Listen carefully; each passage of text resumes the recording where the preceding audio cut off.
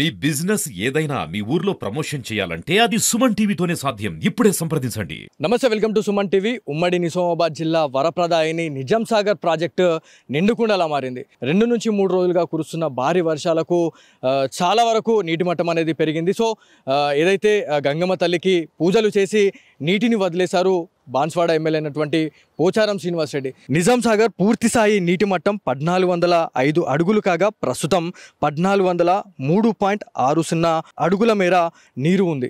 So ప్రస్తుతం మనం ఇక్కడ సిచ్యువేషన్ చూసుకుంటే మనకి డ్యామ్కి సంబంధించిన గేట్స్ అయితే ఓపెన్ చేయడం జరిగింది. ఏదైతే నిజాం సాగర్ ప్రాజెక్ట్ గురించి మనం మాట్లాడుకుంటే ప్రపంచంలోనే మొదటి ప్రాజెక్టుగా కూడా నిజాం సాగర్ ప్రాజెక్టుకి అయితే ఒక ప్రత్యేకత అయితే ఉంది.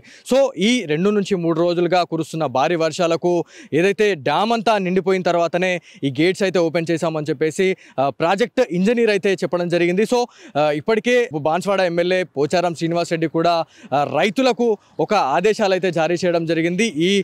ఈ ఏడాది వర్షాలు అనేటివి సమృద్ధిగా ఉన్నాయి కాబట్టి ఎవరు కూడా చింతించకండి అని చెప్పేసి ఎమ్మెల్యే అయితే చెప్పడం జరిగింది. సో మొదటి పంట అదేవిధంగా యాసంగికి సంబంధించిన పంటకు సంబంధించిన వాటర్ని కూడా ప్రతి రైతుకి అందేలాగా అధికారులు కృషి చేస్తున్నారు అని చెప్పేసి మనకు ప్రాథమికంగా తెలుస్తూ ఉంది. సో డ్యామ్ గేట్స్ ఓపెన్ చేసిన తర్వాత ఎవరైతే ముంపు నది పరివాహక ప్రాంతాలు ఏవైతే ఉన్నాయో ఆ ఏరియా ప్రజలు కూడా ఖచ్చితంగా జాగ్రత్తగా ఉండాలని చెప్పేసి ఎమ్మెల్యే అయితే ఆదేశించడం జరిగింది. సో ఏదైతే మనకి పశువుల కాపర్లు కావచ్చు, అదేవిధంగా చేపలకు సంబంధించిన వేటగాళ్ళు కూడా నదిలోకి దిగొద్దు, ఆ ప్రాజెక్టు పరిసర ప్రాంతాల్లోకి కూడా వెళ్ళొద్దు అని చెప్పేసి హెచ్చరికలు అయితే జారీ చేయడం జరిగింది. సో ఏదేమైనప్పటికీ ఉమ్మడి నిజామాబాద్ జిల్లాలో గత 2 రోజులుగా కురుస్తున్న భారీ వర్షాలకైతే ప్రాజెక్టులు అదేవిధంగా కాల్వలు ఏది కూడా ప్రతి ఒక్కటి పొంగి పొర్లుతుంది అనేది మనకు తెలుస్తూ ఉంది. సో ఇది ఇక్కడున్న తాజా పరిస్థితి. కెమెరా పర్సన్ కార్తిక్తో బాలు, సుమన్ టీవీ, నిజాం సాగర్ నుంచి.